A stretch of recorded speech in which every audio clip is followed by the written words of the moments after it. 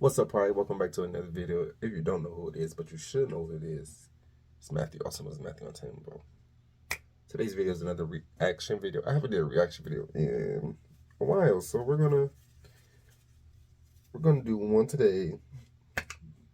No, we're gonna record all of them today, and then we're gonna post today, tomorrow. I got 2 videos tomorrow, probably, and then the third one is the next day. But we're only gonna do 3. We're not gonna go all aboard like we did last time. But we only gonna do 3. But today's video is the scariest stories on my 600-pound life. If you like this video, you should like and comment, and then subscribe, or subscribe, like, comment, whatever order would you like to do it in. But I'm gonna stop rambling. I'm gonna get right into this. Let's go. While each participant on My 600-Pound Life faces the consequences of being overweight, some of the guests have a scary story to go along with their journey. Today, we take a look at some of the scariest stories on My 600-Pound Life. Be sure to watch this entire video, as you won't want to miss out on what we have for you all today.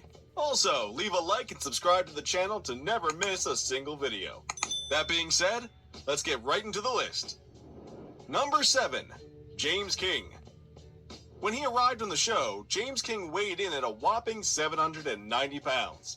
At the time, he was actually the heaviest person to ever be featured on the show. He also had a severe case of cellulitis, a painful skin infection. Additionally, King's family had made some huge sacrifices for him, including his daughter dropping out of school to care for him, and his father refinancing his home to get him to Houston.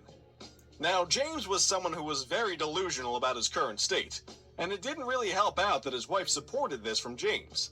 In fact, his wife would bring James high-calorie foods that he requested while he was in the hospital with Dr. Now for his weight loss plan. She was sneaking the food in behind Dr. Now's back. While he was in the hospital, James kept gaining weight very, very fast. Instead of losing weight, King actually weighed in at 840 pounds. Dr. Now stepped in as he knew what was going on, and even told James and his wife that he knew she was sneaking in food for him while James was in the hospital bed.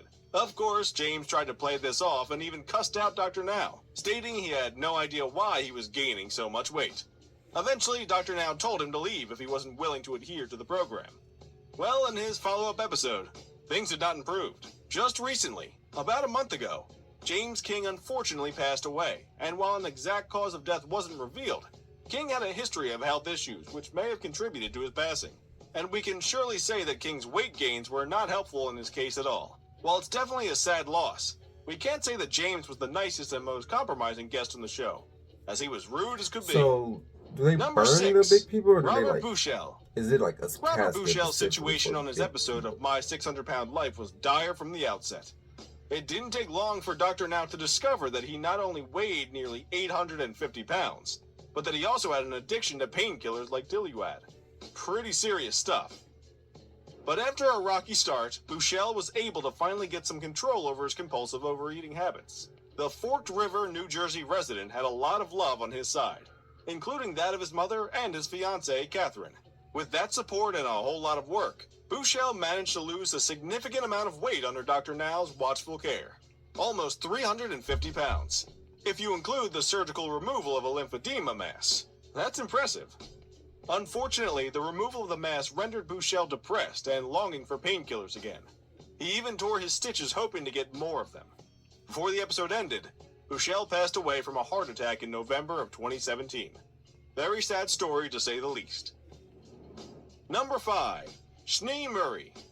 When viewers first met Snee Murray on My 600-Pound Life, she was deeply sad about suffering through 2 miscarriages, and her story was definitely one that had people feeling bad for her. That experience can be extremely traumatic to not just the person who endures one, but her partner as well. Like many people on the show, Snee started to gain drastic amounts of weight after she was sexually abused by her cousin at a young age. She turned to food as a way of comfort during these dark times. But there was hope, as Murray went to Dr. Now to help her get both her life and her weight back under control. But alas, she was unwilling and unable to stop compulsively overeating. And as you can all guess, this did not turn out too well. Despite her claims of gaining water weight, something Dr. Now pointed out was clearly not the case, Murray was never approved for weight loss surgery. Snee continued to go against what Dr. Now said, eating countless foods and junks as she continued to gain weight. Well, she eventually ended up dropping out of the show and leaving Dr. Now altogether. What happened? Number 4. Oh, Nicole Lewis. At just 23 years of age, Nicole Lewis already weighed an unbelievable 680 pounds. She claimed she was way too big to even take care of her own kids. I didn't watch it, but I just despite her efforts to try and lose weight. There was even a point where she was hosed down by her husband to bathe. That's how you know things were not going well. Although she tried, Nicole only got bigger. It was time to see Dr. Now. It had gotten to the point where she not only feared for her life, but feared for her kids growing up around her. When she first arrived on the show, Nicole had trouble walking around. She had to rely on her own mother and 2 kids in order to get anywhere. She was even too big to fit through the bathroom door in her house and had to use a portable toilet in her own room. But if that's not enough to motivate one to stop eating and gaining weight, she was caught eating a Big Mac and fries on her way to Houston to see Dr. Now. Dr. Now tried to tell her to stop and put Nicole on a very strict diet, hoping to help her lose 30 pounds for surgery. Well, Nicole definitely struggled. Amidst her and her husband's struggles to find a new job during her diet, the 2 resorted to eating cheeseburgers to help cope with their feelings. Well, things continued to go downhill from there, and it's safe to say that this contestant did not try at all. Number 3, Steve Asante. Steve Asante is most likely one of the most memorable guests to appear on My 600 Pound Life. Is number 3. Mainly due to the controversies that took place during his time on the show. Steve was a morbidly obese man from Rhode Island.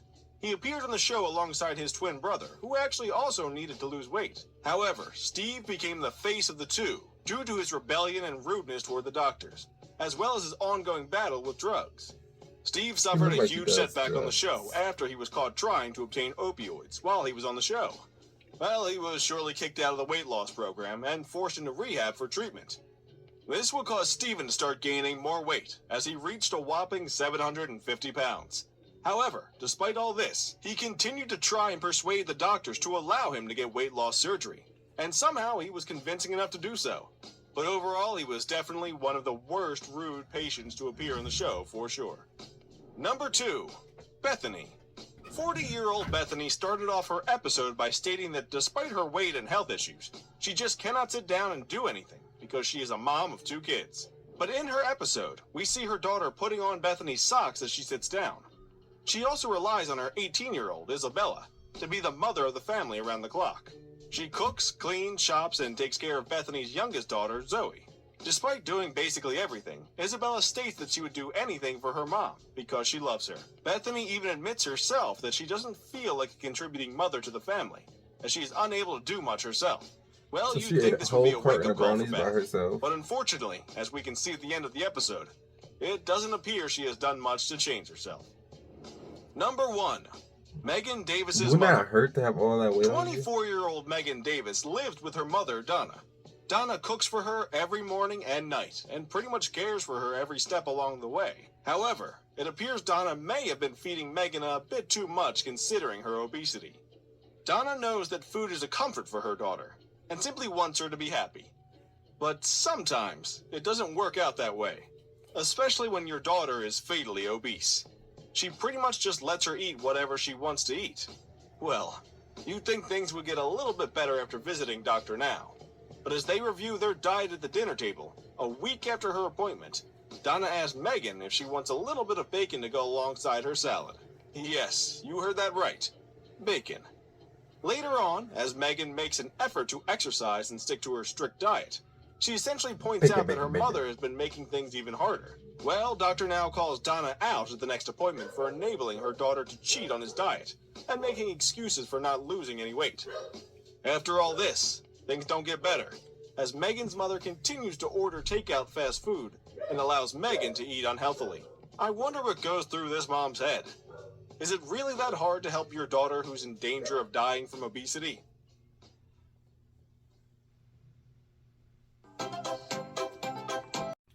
Alright, so that's all for that video, but I'm guessing they're not the only ones who don't know how to count, because I'm pretty sure that was number 3, but I don't know, because it was, I don't know. But anyway, that's all for this video. And yes, I'm trying to get more consistent on posting these videos, because we're almost close. We're at 158, so I'm trying to get to 200 by September. That's my birthday. And then 200, and then 300 by, all I want to know is I want to be at least 900 before after next year. So that's the goal. So if you would like to repost me, if you like to shout me out on Instagram, Matthew Untable, no, Untable King. I deleted my other Instagram. I don't have that no more. So you gotta follow that. Facebook, Twitter. I don't be on Snapchat. Not the Snapchat, the business Snapchat, not that Snapchat. I be on the, that Snapchat. But anyways, Pride. It's been a nice long day. No, not a nice long day. It's been a nice long week. Because, I don't know. You don't know. But anyways, it's been nice talking to you guys. Well, no, it's not. I'm sorry. I'm slow. I'm not high, but I'm not there yet. Like, I'm there. I just woke up. But it had to get done. So, anyways, ignore that. That's going to be edited out. Probably not. But anyways, like, comment, subscribe to be part of Pride. And I'll catch you in the next video.